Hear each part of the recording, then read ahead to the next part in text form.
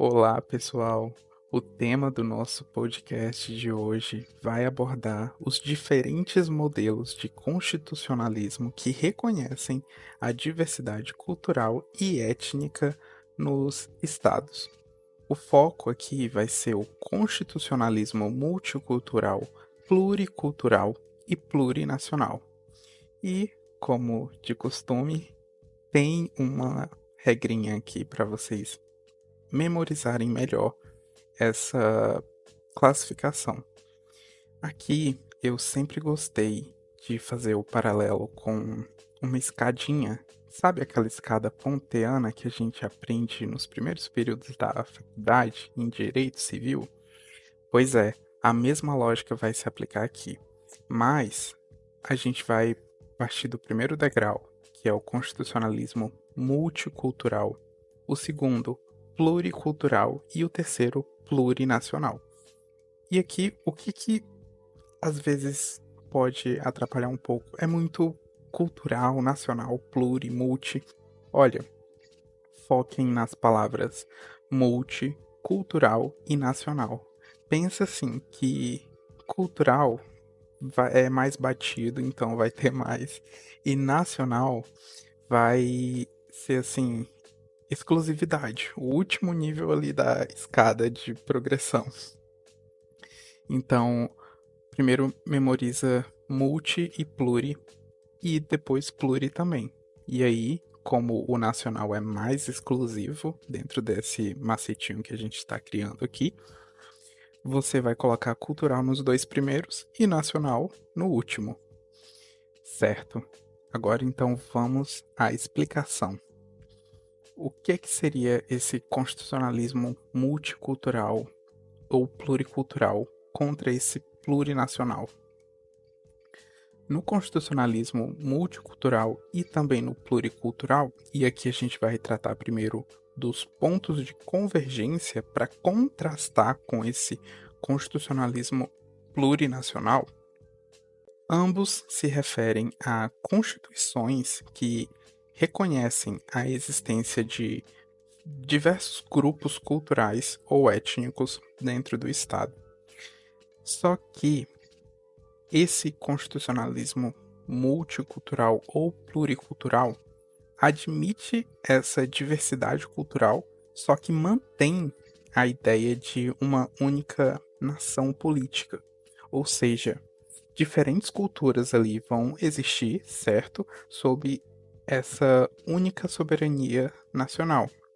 De forma que não há um reconhecimento de múltiplas nações políticas dentro da ordem interna, mas tão somente o reconhecimento dessas ditas minorias culturais desprovidas de uma autonomia política própria. Certo, agora vamos explicar cada um. O constitucionalismo, eu acho que eu tô falando errado, mas vamos tentar falar de novo. O constitucionalismo. Eu tô falando certo, gente. Nossa, ignora. O constitucionalismo multicultural, ele vai. Lembrando, ele é o primeiro degrauzinho, né? Lembra que o cultural é batido, o nacional é mais exclusivo. Começa multi, pluri, pluri. Multicultural, o primeiro degrau. Espero que esteja fazendo sentido, gente. Qualquer coisa, faça uma postagem no Instagram depois para ficar visual também. Mas retornando aqui, o constitucionalismo multicultural, ele reconhece a diversidade cultural dentro do Estado, garantindo direitos específicos para diferentes grupos étnicos e culturais. Mas esse reconhecimento não vai muito além disso, porque não há uma alteração na estrutura do Estado, porque o Estado ele vai continuar ali admitindo a diversidade cultural, mas como um elemento dentro da ordem jurídica.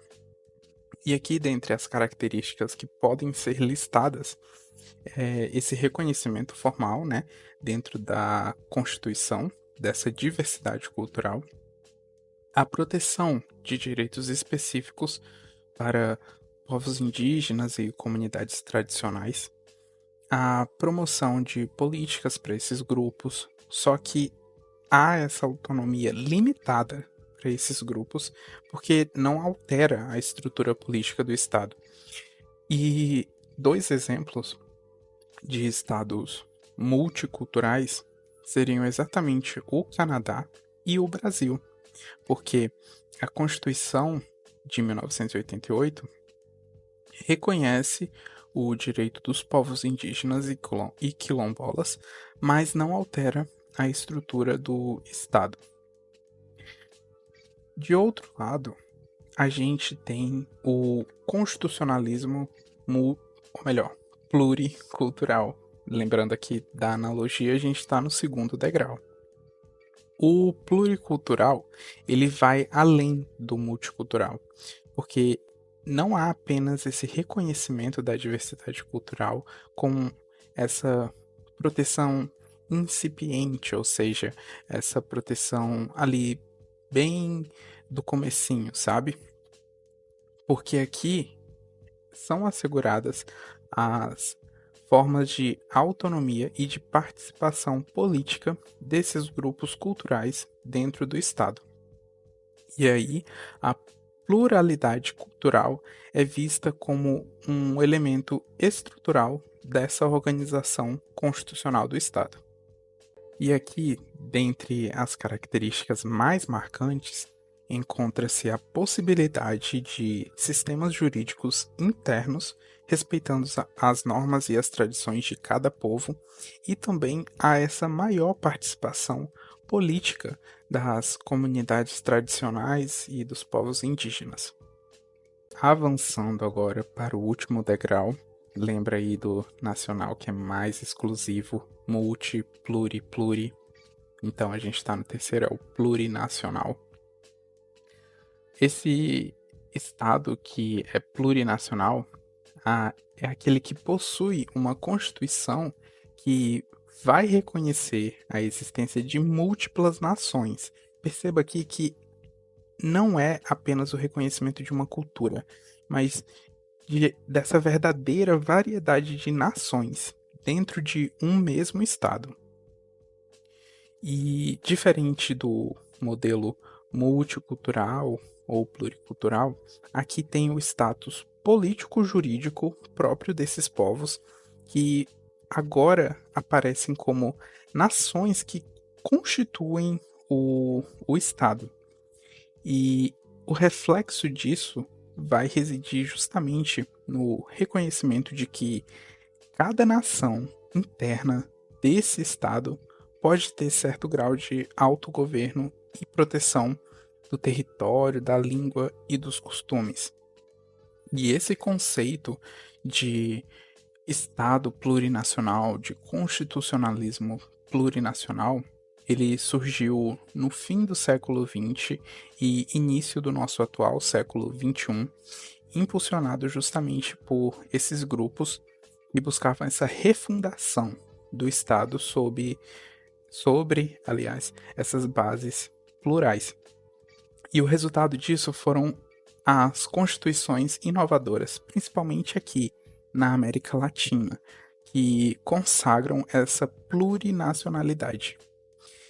E aqui vamos ressaltar uma coisa: essa plurinacionalidade não significa fragmentação do Estado, mas, ao revés, significa uma inclusão constitucional de diferentes povos na composição do Estado, com uma unidade na diversidade, ou seja, com essa diversidade sendo o vínculo ali que une o Estado, entendeu?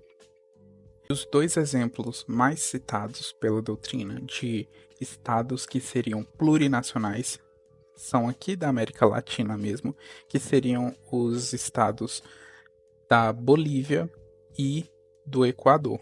Na Constituição do Equador, há o reconhecimento, inclusive, da Pachamama, que é aqui só um bônus, porque eu acho esse fato super curioso de ser citado ao se falar da Constituição do Equador.